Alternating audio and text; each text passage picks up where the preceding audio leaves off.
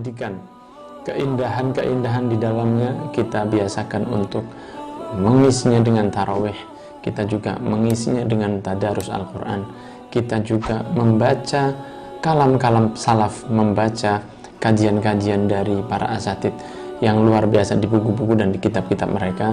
Malam-malam ini sudah tinggal 1 atau 2 malam lagi, dan kita berharap agar Allah menerima segala yang telah Allah mudahkan bagi kita dalam melaksanakan ibadah di bulan yang penuh kesucian dan kemuliaan ini.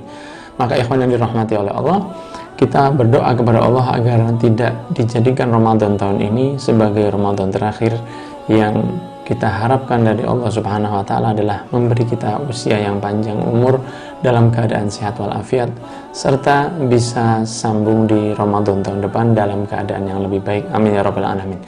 Ikhwan dan akhwat yang dirahmati oleh Allah, malam-malam yang di akhir dari Ramadan ini adalah malam-malam yang sangat diistimewakan oleh Nabi Muhammad SAW, di mana Nabi Muhammad SAW di 10 malam terakhir beliau malah tidak pulang dari masjid dan meluangkan malam-malamnya di dalam kedekatan kepada Allah Subhanahu wa Ta'ala, dalam beriktikaf, bertadarus, dan juga melaksanakan sholat malam yang merupakan sholat malam terbaik yang pernah dilakukan oleh seorang hamba Allah, di mana Nabi Muhammad SAW di dalam sebuah qasidah disebutkan, wahwa bihaqqi syukri ma'aulahu idgoma hatta warimat rijlahu wa wasala sawma wa qad aulahu maulahu mawil fadli wal ifdali.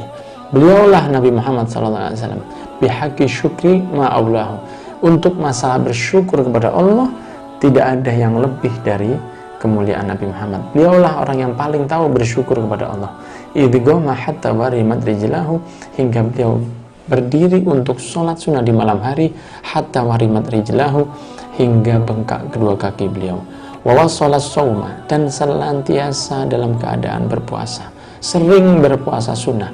Wa qad aulahu maulahu mawil fadli wal ifdali, padahal beliau sudah dimuliakan oleh sang pemberi kemuliaan dan sang pemberi karunia. Ikhwan yang dirahmati oleh Allah, Nabi Muhammad SAW di 10 malam terakhir menjadikan amal ibadahnya dilebih dan didobel oleh Nabi Muhammad. Dalam sedekah tidak pernah Rasulullah SAW lebih istiqomah ketika datangnya Ramadan. Dalam beribadah yang lain, Nabi Muhammad lebih memacu dirinya untuk mengisi malam-malam ini dengan kebaikan. Maka sisa dari malam-malam yang ada saat ini, 1-2 malam lagi, kita berharap kepada Allah agar tidak dijadikan kita orang-orang yang mahrum, yaitu orang-orang yang tertutup dari kebaikan yang akan kita dapatkan sebagaimana para solehin mendapatkan malam-malam ini dalam keadaan yang terbaik. Malam Lailatul Qadar kita harapkan sudah diberikan kepada Allah, entah malam ini atau malam-malam sebelumnya. Karena ikhwan yang dirahmati oleh Allah, sangat salah jika seseorang hanya mengharapkan datangnya malam Lailatul Qadar di salah satu malam yang ada di 10 malam terakhir, lebih-lebih di malam-malam yang ganjil saja. Kita ketahui ada yang semangat beribadah di malam-malam ganjil di 21, 23, 25, 27 dan 29 saja. Ketahuilah bahwa malam Lailatul Qadar sengaja ditaruh random oleh Allah Subhanahu wa Ta'ala secara acak agar memotivasi umat Nabi Muhammad SAW dalam mencarinya agar lebih istiqomah dan lebih baik lagi. Maka ikhwan yang dirahmati oleh Allah, apa yang akan kita lakukan setelah lewatnya malam-malam yang indah di bulan Ramadan yang kita isi dengan sholat tarawih dan lain sebagainya?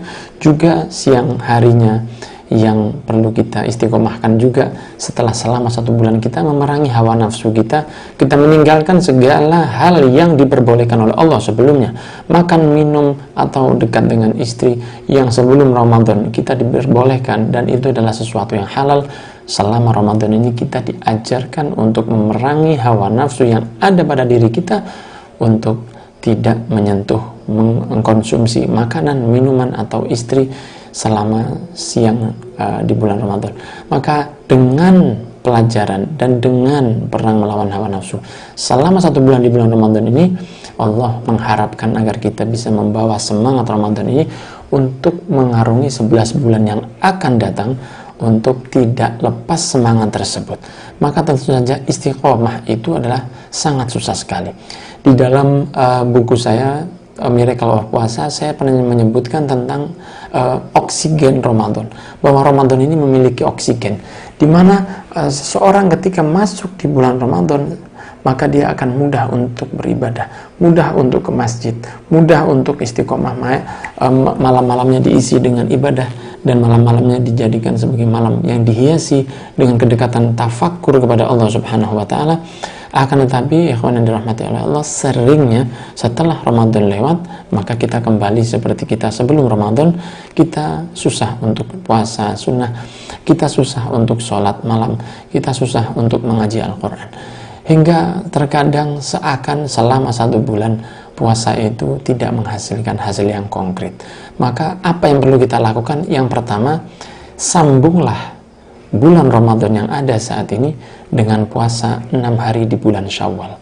Ketahuilah bahwa siapa berpuasa selama 30 hari di bulan Ramadan ditambah dengan 6 hari setelah masuknya bulan Syawal, mulai dari tanggal 2 hingga tanggal 30 Syawal, jika seseorang bisa memaksimalkan 36 hari ini dalam berpuasa, 30 di Ramadan, 6 hari di Syawal, maka dia tidak mendapatkan pahala seperti 10 kali dari puasa-puasa tersebut.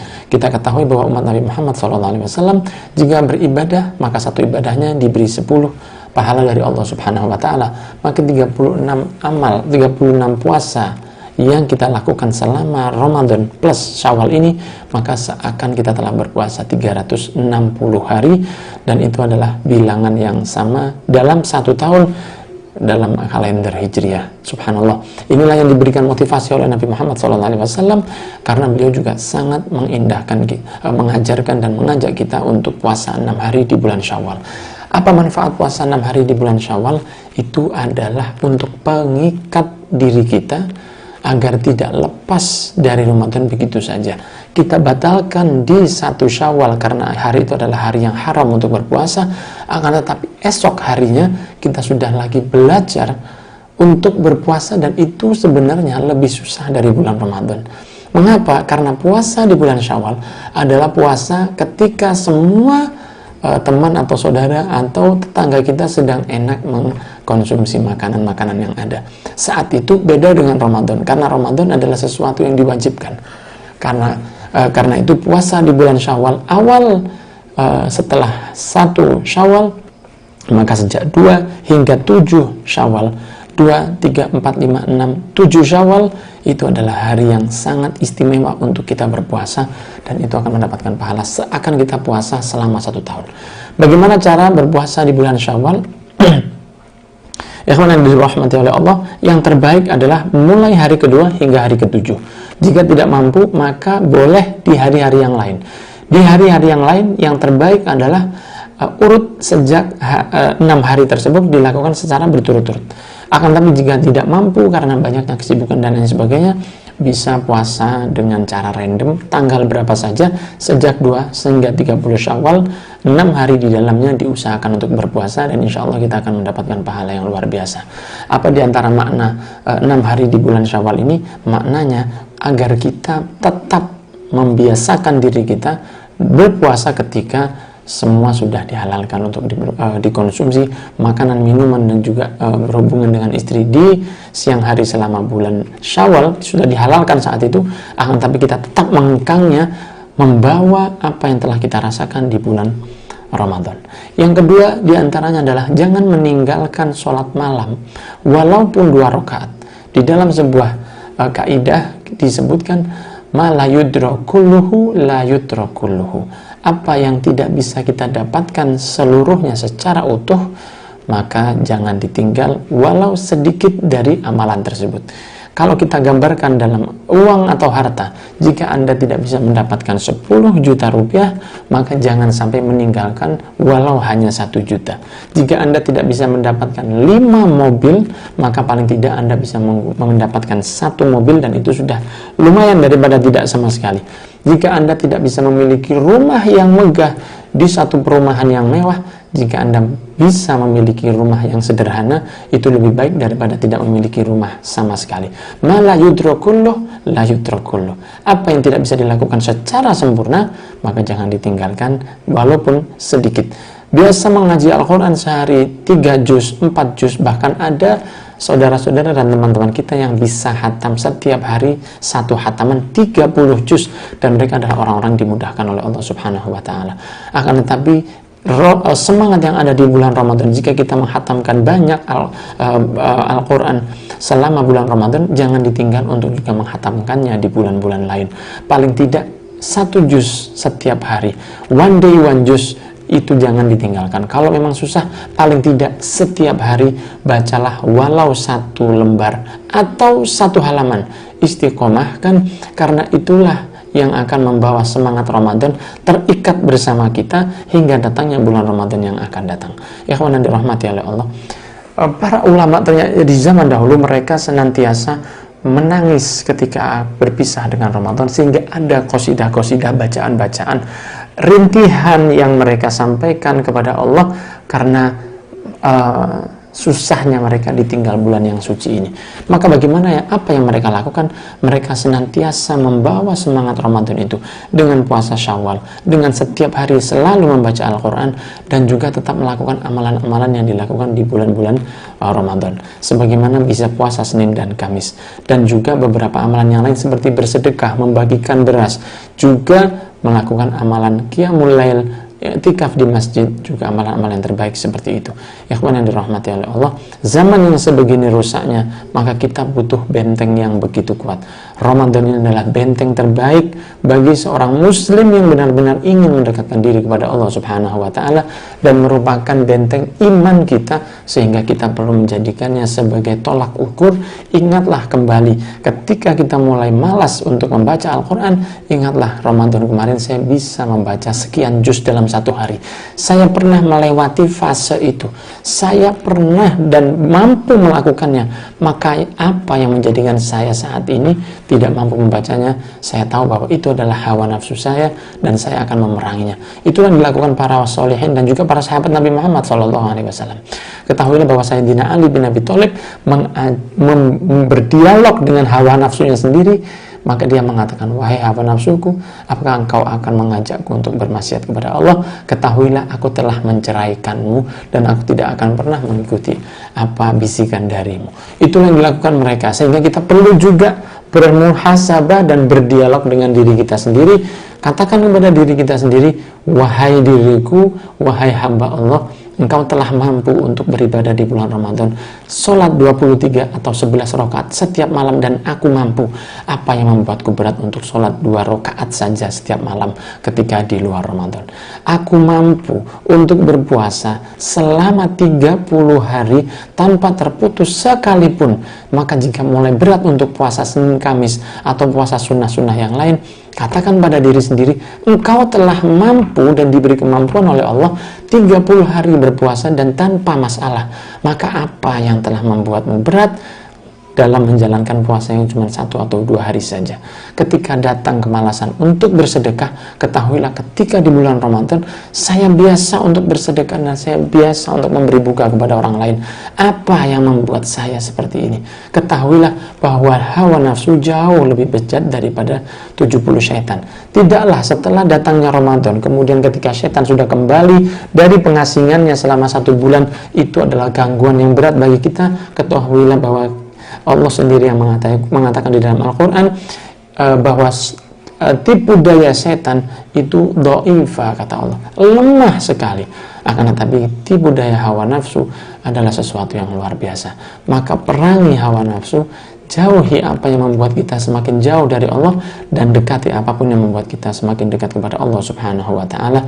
Semoga di perpisahan dengan Ramadan ini, kelak di yaumil qiyamah, Ramadan akan datang kepada kita di depan Allah, ketika kita di depan mizan atau timbangan amal.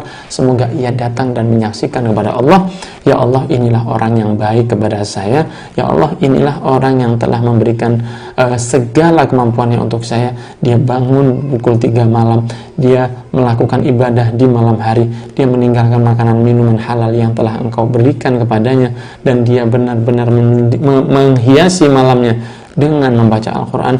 Maka jadikan aku bisa memberi syafaat kepadanya, ya Allah, dan semoga benar-benar diberi syafaat Ramadan saat itu, dan bisa membawa kita untuk selamat masuk ke dalam surga bighairi hisab. Amin ya rabbal alamin.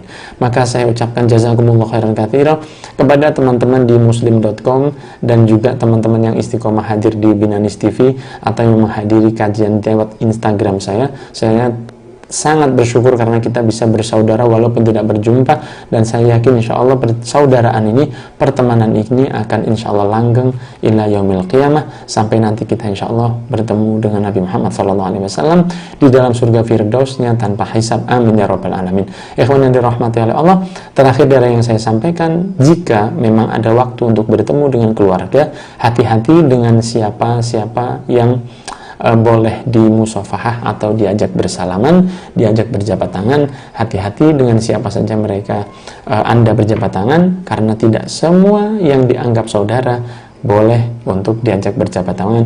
Insya Allah akan saya sambung tentang hukum berjabat tangan di Instagram saya, supaya bisa dilihat lagi dan dihati-hati, karena itu adalah sesuatu yang dijauhi oleh Nabi Muhammad SAW.